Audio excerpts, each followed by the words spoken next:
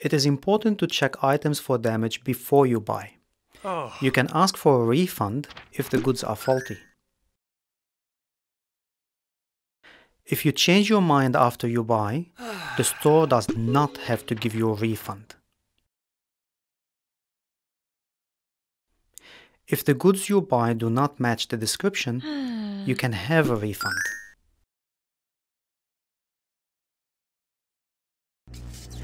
If you do not use the goods correctly, you cannot have a refund.